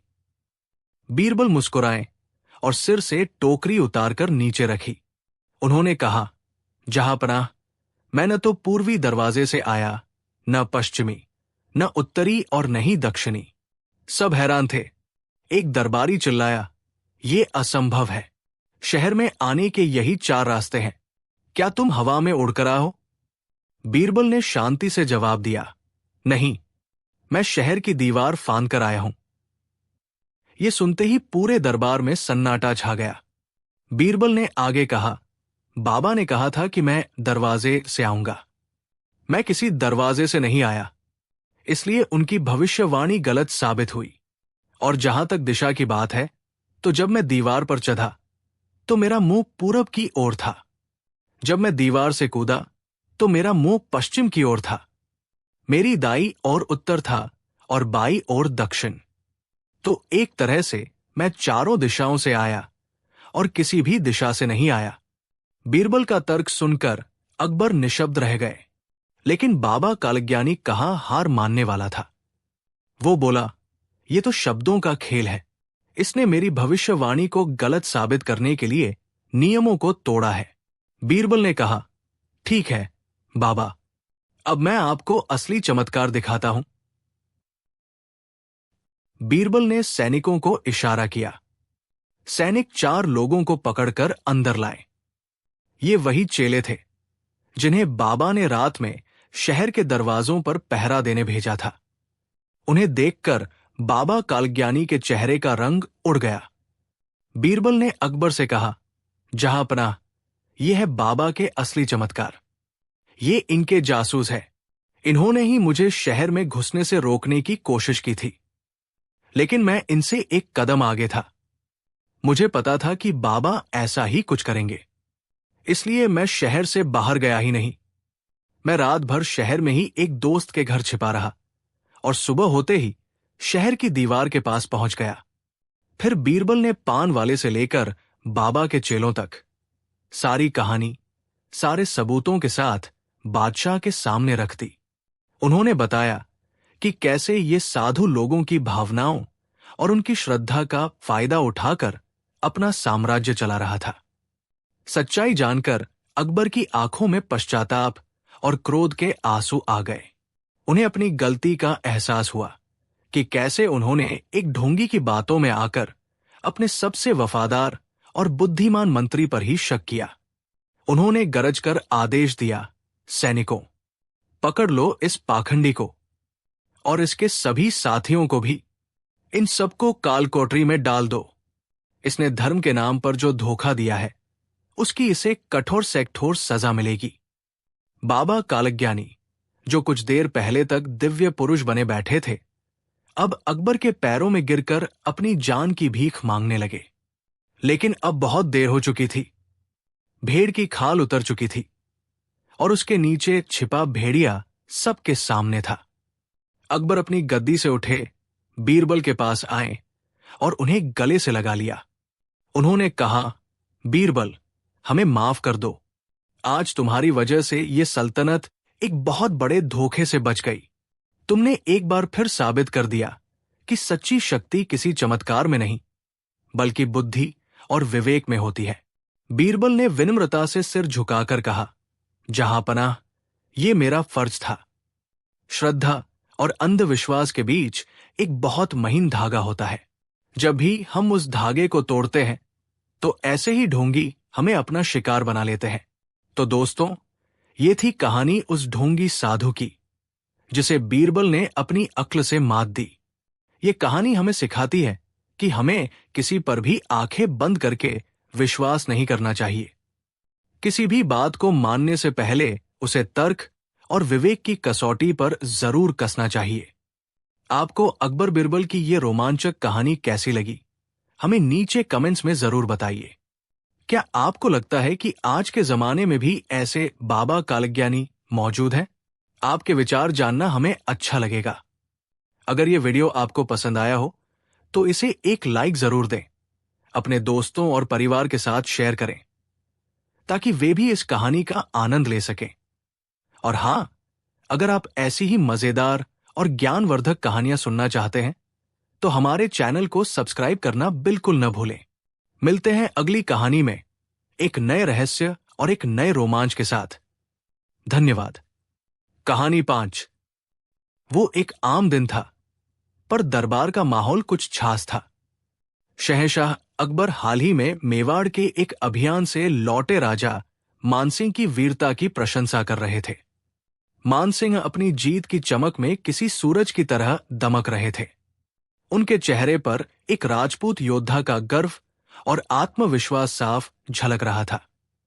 शहंशाह अकबर बोले, राजा मानसिंह, आपकी बहादुरी ने एक बार फिर मुगल सल्तनत का परचम बुलंद किया है। आपकी तलवार में जो धार है वो दुश्मनों के हौसलों को चीर देती है। सचमुच आप जैसा वीर इस सल्तनत में कोई दूसरा नहीं। राजा मानसिंह ने झुककर अभिवादन किया। तभी उनकी नजर बीरबल पर पड़ी, जो हमेशा की तरह शांत भाव से खड़े मुस्कुरा रहे थे। मानसिंह बीरबल का सम्मान तो करते थे, लेकिन कहीं न कहीं उनके मन में ये बात चुभती थी कि दरबार में जितनी वाहवाही उनकी तलवार को मिलती है, उतनी ही बीरबल के मजाक और हाजिर जवाबी को भी मिल जाती है। उन्हें लगता था कि बीरबल की चतुराई महज शब्दों का खेल है, जबकि असली योग्यता तो युद्ध के मैदान में पसीना और खून बहाकर हासिल होती है। आज वो इस बात का फैसला करने के मूड में थे। मानसिंह बोले, जहांपनाह, आपकी मेहरबानी है, लेकिन वीरता सिर्फ रणभूमि तक सीमित नहीं होती।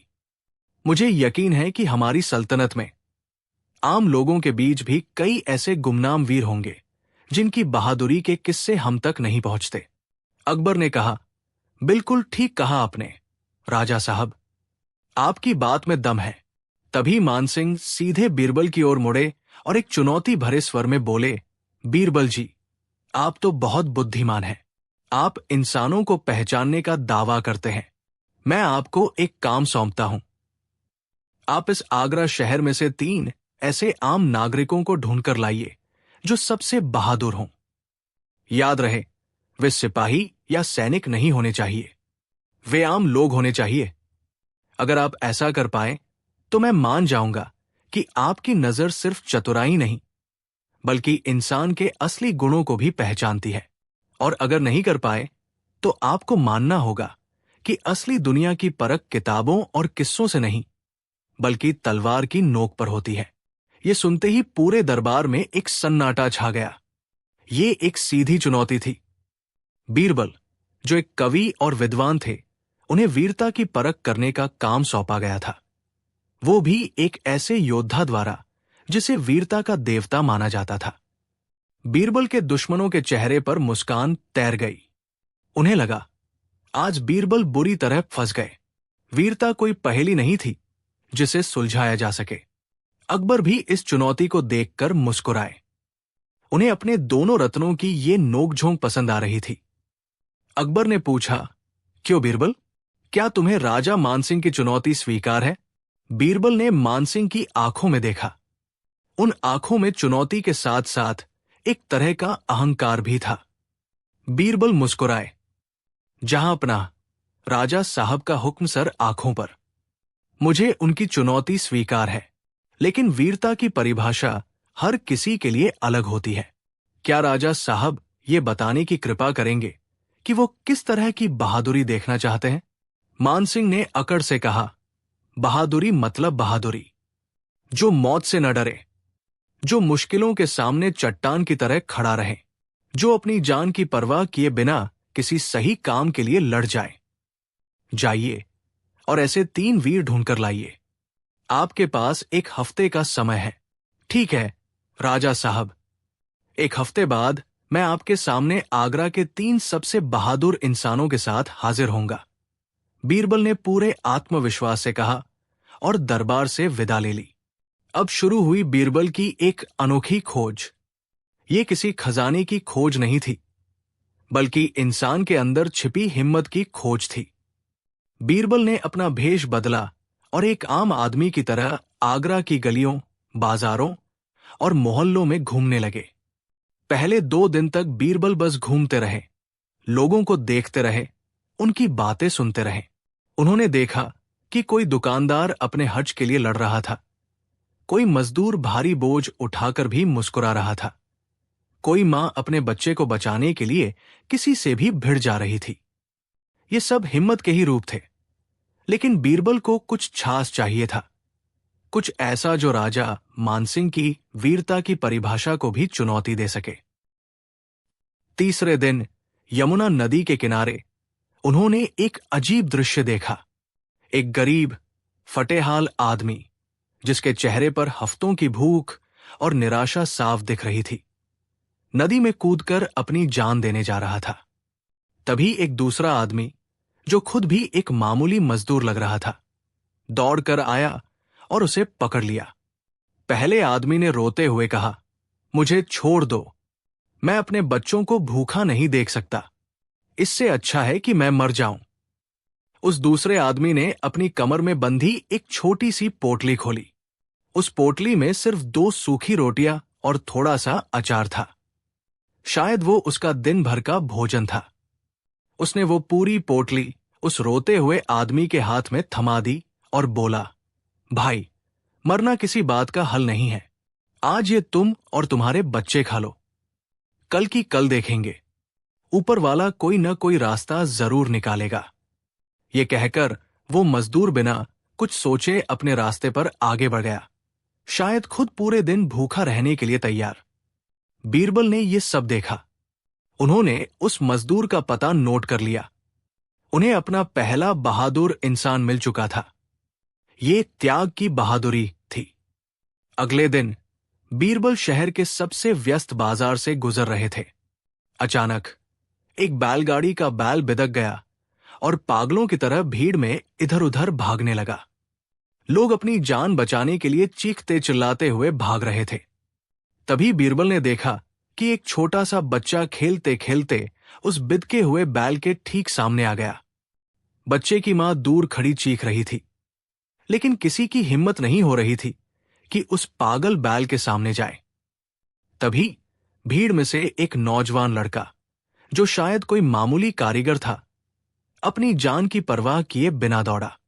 उसने एक लंबी छलांग लगाई, बच्चे को अपनी गोद में उठाया और पलक झपकते ही उसे एक दुकान के चबूतरे पर सुरक्षित फेंक दिया। लेकिन इस कोशिश में बैल का एक सींग उसकी बाह में लग गया और वो खून से लथपथ होकर गिर पड़ा। फिर भी उसके चेहरे पर एक संतोष की मुस्कान थी कि उसने एक मासूम की जान बचा ली। बीरबल ने उस नौजवान का भी पता लिख लिया। ये रक्षा की बहादुरी थी। अब बीरबल को अपने तीसरे और सबसे बहादुर इंसान की तलाश थी। 6 दिन बीत चुके थे। 7वें दिन की सुबह बीरबल शहर के बाहरी इलाके में एक संकरी गली से गुजर रहे थे। उन्होंने एक बेहद अजीब नजारा देखा। एक आदमी, जो देखने में बिल्कुल साधारण था, अपनी चारपाई पर सड़क के किनारे एक घर की दीवार से सटाकर गहरी नींद में सो रहा था। इसमें अजीब कुछ नहीं था। अजीब यह था कि जिस दीवार के सहारे उसकी चारपाई लगी थी, वो दीवार पूरी तरह से जर्जर हो चुकी थी। उसमें बड़ी बड़ी दरारें थी और वो किसी भी पल गिर सकती थी। ऐसा लग रहा था मानो मौत ठीक उसके सिर पर खड़ी हो, और वो आदमी बिना किसी फिक्र के खर्राटे भर रहा था। बीरबल हैरान रह गए। उन्होंने आसपास के लोगों से पूछा, ये आदमी कौन है और ये इस खतरनाक दीवार के नीचे क्यों सो रहा है? इसे कोई हटाता क्यों नहीं? एक दुकानदार ने कहा, अरे साहब, ये तो राम भरोसे है, ये यही रहता है। हम सबने इसे 1000 बार समझाया कि ये दीवार गिर जाएगी और तुम मर जाओगे, लेकिन ये सुनता ही नहीं। कहता है जब मौत आनी होगी आ जाएगी, उसकी फिक्र में अपनी नींद क्यों खराब करूं? बीरबल मुस्कुराए। उन्हें अपना तीसरा और सबसे अनोखा बहादुर इंसान मिल चुका था। अगले दिन दरबार खचाखच भरा हुआ था। सबकी नजरें बीरबल पर थी। राजा मानसिंह अपने सिंहासन के पास गर्व से खड़े थे। उन्हें पूरा यकीन था कि बीरबल खाली हाथ लौटे होंगे। अकबर ने पूछा, बीरबल, क्या तुम हमारे लिए आगरा के 3 सबसे बहादुर नागरिकों को ढूंढ कर लाए? बीरबल ने कहा, जी जहांपनाह, मैं उन तीनों को अपने साथ लाया हूं। बीरबल के इशारे पर दरबार के दरवाजे खुले। सबसे पहले वो मजदूर अंदर आया जिसने अपनी रोटी दान कर दी थी। उसके बाद वो नौजवान कारीगर आया जिसकी बाह पर अभी भी पट्टी बंधी थी। और सबसे आखिर में वही राम भरोसे अपनी चारपाई घसीटता हुआ उन्नीदी आंखों से दरबार में आया और एक कोने में अपनी चारपाई लगाकर लगभग लेटने की तैयारी करने लगा। उसे देखकर दरबार में हंसी का फव्वारा छूट गया। राजा मानसिंह का चेहरा गुस्से से लाल हो गया। मानसिंह ने गरज कर कहा, बीरबल, ये क्या मजाक है? तुम एक भिखारी, एक घायल लड़के और एक आलसी बेवकूफ आदमी को बहादुरी का तमगा पहनाने चले हो? यह है तुम्हारी परख? इनमें से कौन सा वीर है? बीरबल ने शांति से जवाब दिया, राजा साहब, कृपया धीरज धरें। वीरता को समझने के लिए तलवार नहीं, नजर चाहिए। बीरबल सबसे पहले उस नौजवान कारीगर के पास गए। जहांपनाह, ये मेरा पहला वीर है, इसने अपनी जान पर खेलकर एक बच्चे को पागल बैल से बचाया। ये वो बहादुरी है जिसे दुनिया सलाम करती है, रक्षा की बहादुरी। मानसिंह ने कहा, ठीक है, मैं मानता हूं, इसमें हिम्मत है, पर यह सर्वश्रेष्ठ नहीं हो सकता। फिर बीरबल उस गरीब मजदूर के पास गए। जहां पनाह, ये मेरा दूसरा वीर है, जो पहले वाले से भी ज्यादा बहादुर है। उसने खुद भूखे रहकर अपनी मेहनत की कमाई, अपनी आखिरी 2 रोटियां एक अनजान, निराश आदमी को दे दी, ताकि उसका परिवार भूखा न सोए। अपनी जान बचाना हिम्मत है, लेकिन अपने हिस्से का निवाला किसी और को दे देना, ये त्याग की बहादुरी है, जो रक्षा की बहादुरी से भी एक कदम ऊपर है। दरबार में एक गहरी खामोशी छा गई। मानसिंह के पास इस तर्क का कोई जवाब नहीं था, लेकिन उनकी नजरें उस तीसरे आदमी पर थी, जो अब लगभग सो चुका था। मानसिंह ने व्यंग्य से कहा, और ये तुम्हारा तीसरा और सबसे बड़ा वीर है? ये आलसी, इसकी बहादुरी क्या है? मौत के साए में सोना? बीरबल मुस्कुराए, जी राजा साहब, यही तो इन सब में सबसे बहादुर है। उन्होंने अकबर को संबोधित करते हुए कहा, जहांपनाह, ये आदमी एक ऐसी जर्जर दीवार के नीचे रोज सोता है, जो किसी भी पल गिर सकती है। ये मौत से नहीं डरता। ये हर पल को ऐसे जीता है जैसे कोई फिक्र ही न हो। ये भाग्य के सामने पूरी तरह से समर्पित है। ये वो इंसान है जिसने मौत के डर को ही जीत लिया है। एक सैनिक तो हथियार लेकर लड़ता है, लेकिन ये तो निहत्था होकर भी मौत की आंखों में आंखें डालकर सोता है। इसे कहते हैं निर्भयता की बहादुरी। और जिसने डर को ही जीत लिया हो, उससे बड़ा वीर कौन हो सकता है? बीरबल का यह तर्क इतना गहरा और दार्शनिक था कि पूरा दरबार सन्न रह गया। राजा मानसिंह अवाक खड़े थे। उन्होंने कभी बहादुरी को इस नजरिए से देखा ही नहीं था। वो हमेशा वीरता को हथियारों और युद्ध से जोड़ते थे। आज बीरबल ने उन्हें वीरता के 3 नए रूप दिखाए थे, रक्षा, त्याग और निर्भयता। अकबर अपनी गद्दी से उठ खड़े हुए। उनकी आंखों में बीरबल के लिए प्रशंसा का सागर उमड़ रहा था। अकबर बोले, वाह बीरबल, वाह, मान गए। तुमने आज सिर्फ राजा मानसिंह को ही नहीं, बल्कि हम सबको वीरता का असली मतलब समझाया है। राजा मानसिंह की तलवार सल्तनत की रक्षा करती है, लेकिन तुम्हारी बुद्धि सल्तनत की आत्मा को जगाती है। तुम दोनों ही अपनी अपनी जगह सर्वश्रेष्ठ हो। राजा मानसिंह धीरे धीरे बीरबल के पास आए। आज उनकी आंखों में अहंकार नहीं, बल्कि सम्मान था। उन्होंने बीरबल के सामने सिर झुकाया और कहा, बीरबल, आज मैं अपनी हार स्वीकार करता हूं। तुमने साबित कर दिया कि बुद्धि की परख तलवार की धार से कहीं ज्यादा गहरी होती है। मैं तुम्हारी बुद्धिमानी का कायल हो गया।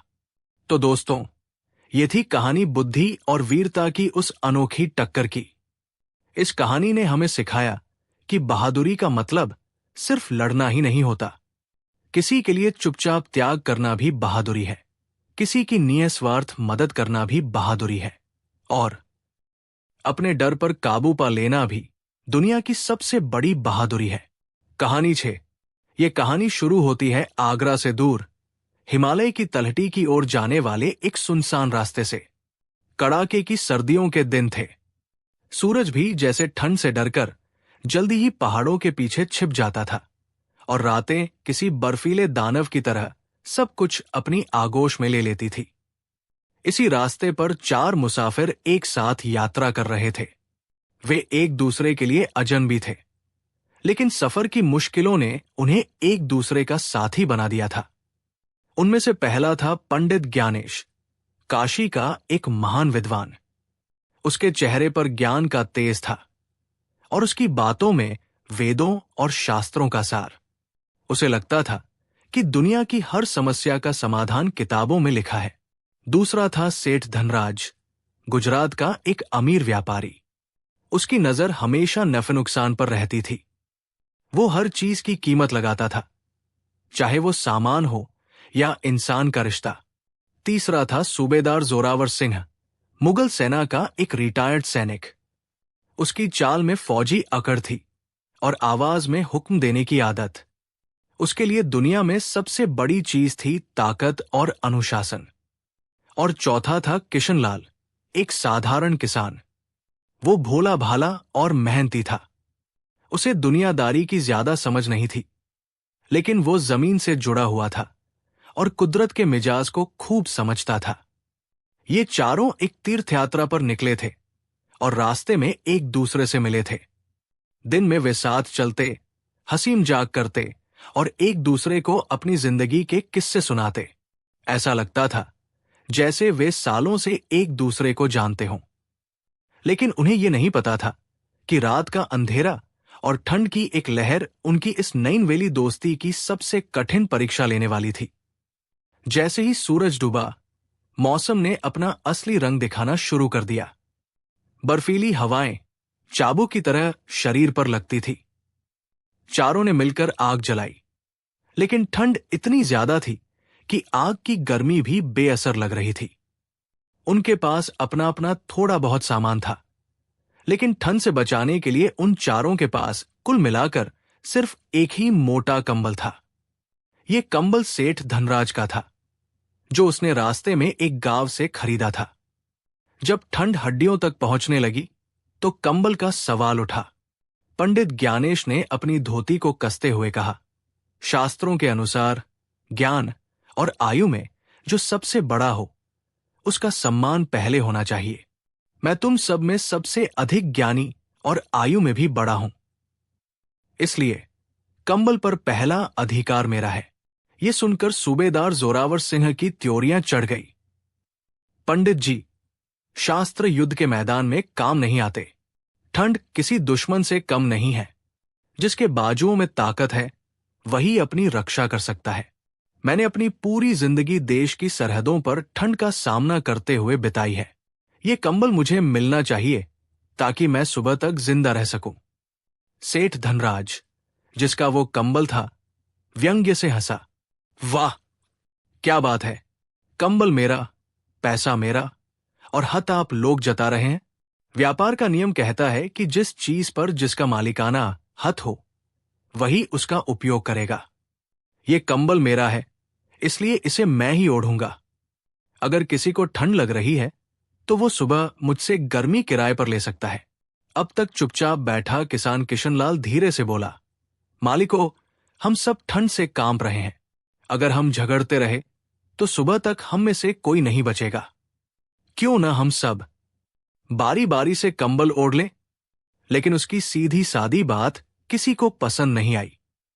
पंडित जी बोले, मूर्ख, जब तक तुम्हारी बारी आएगी तब तक तुम जम चुके होगे। सूबेदार गरजा, और कौन तय करेगा कि पहली बारी किसकी होगी? मैं, सेठ ने कहा। यह कोई धर्मशाला नहीं है, यह मेरा निजी कंबल है। और इस तरह उन चारों के बीच एक तीखी बहस शुरू हो गई। जो लोग दिन में एक दूसरे को भाई कहकर बुला रहे थे, वे अब एक दूसरे के दुश्मन बन गए थे।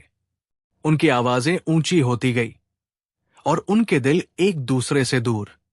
वे ये भूल गए थे कि उनकी असली दुश्मन ठंड है, न कि वे एक दूसरे। कंबल जमीन पर पड़ा था और वे चारों उसके चारों ओर खड़े होकर एक दूसरे से लड़ रहे थे, कांप रहे थे और अपनी अपनी अकड़ में जकड़े हुए थे। अब कहानी का रुख आगरा की ओर मोड़ते हैं। शहंशाह अकबर अक्सर रात में भेष बदलकर अपनी प्रजा का हाल जानने निकलते थे। उस रात भी वो एक साधारण व्यापारी के लिबास में अपने सबसे भरोसेमंद सलाहकार बीरबल के साथ आगरा के बाहरी इलाके में गश्त पर थे। अचानक उन्हें कुछ दूर से इंसानों के लड़ने झगड़ने की आवाजें सुनाई दी। अकबर को आश्चर्य हुआ कि इस सुनसान और बर्फीली रात में कौन हो सकता है। अकबर ने बीरबल से कहा, बीरबल, चलो देखें, लगता है कुछ लोग मुसीबत में हैं। जब वे पास पहुंचे तो उन्होंने देखा कि आग के पास 4 आदमी एक कंबल के लिए बुरी तरह लड़ रहे हैं। उनकी हालत देखकर अकबर को उन पर दया भी आई और गुस्सा भी। अकबर ने अपनी भारी आवाज में कहा, ऐ लोगों, तुम कौन हो और इस तरह जानवरों की तरह क्यों लड़ रहे हो? चारों अजनबियों को देखकर चौंक गए। उन्होंने अपनी अपनी कहानी बताई और कंबल पर अपना अपना हक जताया। उनकी मूर्खतापूर्ण दलीलें सुनकर अकबर को बहुत क्रोध आया। उन्होंने सोचा, ये कैसे लोग हैं, ठंड से मरे जा रहे हैं, लेकिन अपनी अकड़ और स्वार्थ छोड़ने को तैयार नहीं। अकबर ने अपनी तलवार की मूठ पर हाथ रखते हुए कहा, तुम चारों ही मूर्ख हो। तुम इस एक कंबल के लायक ही नहीं हो। ये कंबल जब्त कर लिया जाना चाहिए और तुम्हें तुम्हारी मूर्खता की सजा मिलनी चाहिए। चारों मुसाफिर डर से कांपने लगे। उन्हें लगा कि ये कोई मामूली व्यापारी नहीं, बल्कि कोई शाही अधिकारी है। लेकिन इससे पहले कि अकबर कुछ और कहते, बीरबल ने उनके कान में धीरे से कहा, जहांपनाह, सब्र रखिए।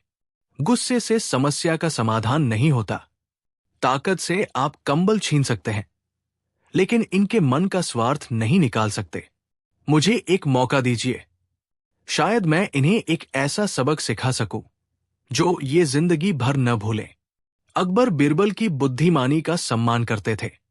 उन्होंने सिर हिलाकर बीरबल को इजाजत दे दी। बीरबल उन चारों के पास गए। उनके चेहरे पर एक शांत मुस्कान थी। भाइयों, मैंने तुम सबकी बात सुनी। पंडित जी, आप ज्ञानी हैं। सूबेदार साहब, आप बलवान हैं। सेठ जी, आप इस कंबल के मालिक हैं। और किसान भाई, आप हम सबका पेट भरते हैं। आप सभी अपनी अपनी जगह सही हैं। ये सुनकर चारों को थोड़ी हैरानी हुई। उन्हें लगा कि ये आदमी उनकी बात समझ रहा है। बीरबल ने आगे कहा, समस्या कंबल की नहीं, बल्कि उसे बांटने के तरीके की है। आप सब इस कंबल को ओढ़ना चाहते हैं, लेकिन ये इतना बड़ा नहीं कि आप सब इसमें आराम से सो सकें। और अगर बारी बारी से ओढ़ेंगे तो बाकी 3 ठंड से मर जाएंगे। तो आप ही बताइए, हम क्या करें? पंडित ने पूछा। बीरबल मुस्कुराए और जमीन पर पड़े कंबल को उठाया। इसका एक बहुत ही सरल उपाय है। आप चारों इस कंबल को ओढ़ेंगे भी, और कोई किसी से छोटा बड़ा भी नहीं कहलाएगा। उन्होंने कंबल को पूरी तरह से खोला और उसे हवा में फैलाया। अब आप चारों इस जलती हुई आग के चारों तरफ बैठ जाइए, एक दूसरे से पीठ सटाकर। चारों ने हिचकिचाते हुए ऐसा ही किया। बहुत अच्छे, बीरबल ने कहा। अब आप चारों इस कंबल का एक एक कोना पकड़ लीजिए। चारों ने हैरानी से एक दूसरे को देखा, लेकिन उन्होंने वैसा ही किया। अब बीरबल ने अपनी रहस्यमयी आवाज में कहा, इस कंबल को अपनी पीठ पर डाल लीजिए और इसे कसकर पकड़े रहिए। जैसे ही चारों ने कंबल को अपनी पीठ पर डाला और कोनों को कसकर पकड़ा, एक चमत्कार सा हो गया। कंबल चारों की पीठ को ढक रहा था, और आग की गर्मी जो अब तक हवा में उड़ रही थी, वो अब उस कंबल के अंदर कैद हो गई थी। उन चारों के बीच का छोटा सा दायरा एक गर्म कमरे की तरह बन गया था। आग सामने से गर्मी दे रही थी और कंबल पीछे से ठंड को रोक रहा था। धीरे धीरे उनके कांपते हुए शरीर शांत होने लगे। ठंड का एहसास कम होने लगा और एक आरामदायक गर्मी का एहसास होने लगा। कुछ देर तक चारों खामोश बैठे रहे। उन्हें अब एहसास हो रहा था कि वे कितनी बड़ी मूर्खता कर रहे थे। जिस कंबल के लिए वे एक दूसरे की जान लेने पर तुले थे, वही कंबल अब उन चारों की जान बचा रहा था, लेकिन सिर्फ इसलिए क्योंकि उन्होंने उसे बांटना सीख लिया था। पंडित ज्ञानेश की आंखों में पश्चाताप के आंसू थे। सेठ धनराज को अपनी दौलत छोटी लग रही थी। सूबेदार जोरावर सिंह की अकड़ पिघल चुकी थी और किशनलाल के चेहरे पर एक मासूम मुस्कान थी। जब चारों पूरी तरह से सहज हो गए, तो पंडित ज्ञानेश ने बीरबल के सामने हाथ जोड़े। महात्मन, आपने हमारी आंखें खोल दी। हम अपने ज्ञान, बल और धन के घमंड में अंधे हो गए थे। आपने हमें सिखाया कि सबसे बड़ी ताकत एकता में है। हम आपके आभारी हैं। ये सुनकर अकबर, जो अब तक खामोश थे, आगे आए। उन्होंने और बीरबल ने अपने चेहरे से कपड़ा हटाया। चांदनी रात में शहंशाह अकबर और बीरबल को अपने सामने देखकर उन चारों के होश उड़ गए।